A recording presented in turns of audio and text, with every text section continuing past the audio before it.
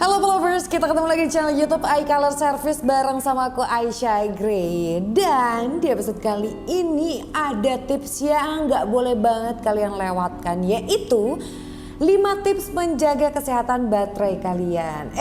Sebelum kita ngomong, yang belum subscribe mana nih? Langsung subscribe sekarang juga biar kalian gak ketinggalan sama konten-konten kita lainnya nih. Kenapa? Karena kita sering banget memberikan konten-konten seputar Apple device yang wajib banget kalian ketahui.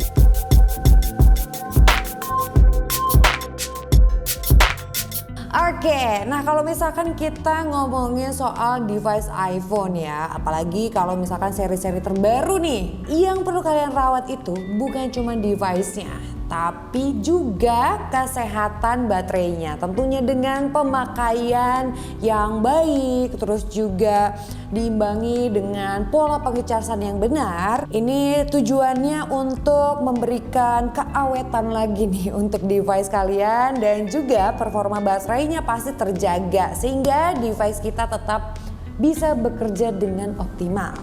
Oke, kita langsung aja ke pembahasan yang pertama. Kalian harus memilih adaptor charging yang tepat.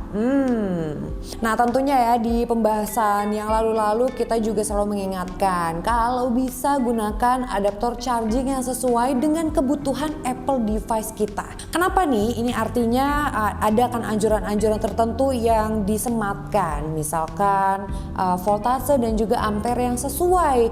Jadi kalau bisa memang gunakan yang original, tapi kalaupun tidak original, yang harus kalian perhatikan adalah voltase dan juga ampere yang sesuai. Nah kalau misalkan kalian pakai kepala charging aftermarket gitu ya, pastikan ini juga sudah berstandar MFI certified.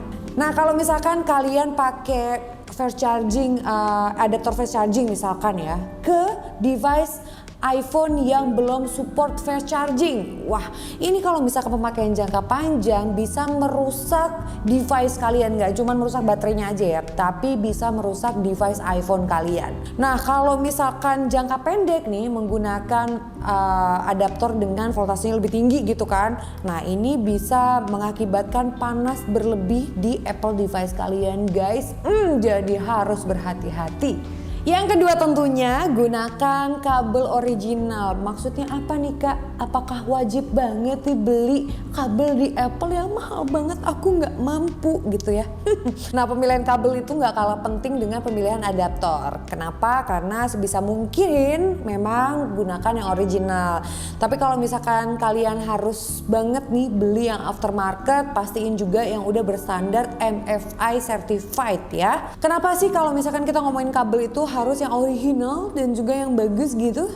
Nah karena kalau misalkan kabel itu kan sebagai pengantar, jadi harus memiliki material yang bagus. Makin murah makin jelek materialnya. Ingat itu, ada harga ada kualitas. Nah karena misalkan kita kan perlu daya yang disalurkan dari adaptor untuk ke device kita. Jadi pada saat proses pengiriman daya itu tuh tidak terhambat ataupun tidak terputus, guys. Nah kalau kabelnya nggak bagus, daya yang disalurkan itu jadinya nggak pure ataupun terjadi pengurangan daya sehingga lemud alias lelet gitu ya. Kok lama banget nih nggak ngecas gitu ya? Kayaknya naiknya tuh persentasenya lelet banget.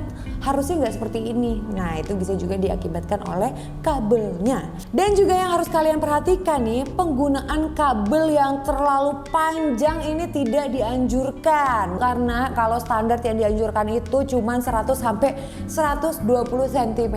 Mau kemana sih? Mau ke warung bawa-bawa handphone lagi dicas gitu kan? Nggak usah panjang-panjang ya.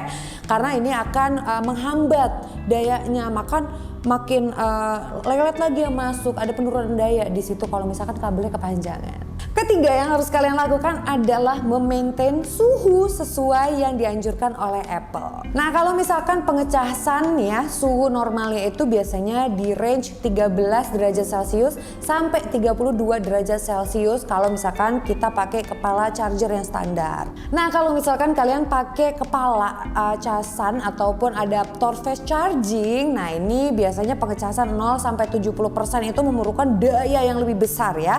Dan otomatis nih iPhone kalian akan lebih panas dibandingkan adaptor yang normal. Nah, biasanya kisarannya itu di 30 sampai 50 derajat Celcius. Nah, kalau misalkan pengecasan itu sudah sampai 80%, otomatis menurun nih, udah nggak fast charging lagi ya. Dan otomatis temperatur iPhone kalian pastinya turun juga gitu. Nah, Apple ini mengklaim bahwa iPhone ini akan berfungsi ataupun beroperasi dengan baik ketika berada di suhu 16 hingga 22 derajat Celcius sebagai zona yang ideal. Jangan sampai melakukan pengisian baterai di suhu yang tidak dianjurkan karena bisa berbahaya buat device kalian. Jadi naruh iPhone di tempat yang panas saja nggak boleh, apalagi ngecas di tempat yang panas. Nah, karena proses pengecasan ini berulang ya, pastinya hal ini wajib kalian perhatikan juga nih untuk kalian mengecas itu di suhu yang dianjurkan. Jadi kalau enggak nih bisa berbahaya buat device kalian. Yang keempat, udah pasti hindari penggunaan iPhone kalau lagi di charge. Tunggu udah dicabut baru kalian gunakan. Tapi setelah dicabut juga kalian harus tunggu suhu iPhone kalian tuh kembali ke normal dulu baru digunakan. Jangan langsung digunakan, sabar ya. Merujuk pada poin nomor 3 terkait dengan temperatur nih. Kalau kalian mainin iPhone kalian pada saat lagi di charge, nah tadi kan udah dikasih tahu kalau lagi di charge suhunya pasti naik. Kalau kalian gunakan misalkan bermain game ataupun video yang berat-berat gitu ya, suhunya bisa naik lagi jadi 2 kali lipat guys. Nah, kalau kalian sering melakukan ini nih, ini udah pasti baterai kalian bisa jadi cepet kembung dan juga pastinya efek panas yang berlebih ini juga bisa merusak komponen-komponen lainnya loh. Jangan salah ya, seperti IC power, terus juga CPU baseband, terus juga lain-lainnya. Dan yang terakhir, selalu nyalakan optimize battery charging. Nah, fitur ini tentunya akan memaksimalkan proses pengecasan ya, dan juga ini mengatur daya yang masuk device kalian saat proses pengisian baterai kalian. Nah, jadi kalau misalkan kapasitas baterai kalian pada saat di charge ini sudah melampaui 80%, ini otomatis akan mengurangi daya yang masuk. Nah, ada juga nih pertanyaan, sebenarnya overcharge kalau misalkan kita ngecasnya overnight gitu ya, dari malam sampai pagi, boleh nggak sih? Sebenarnya boleh, tapi nggak boleh terus-terusan ataupun dalam jangka panjang.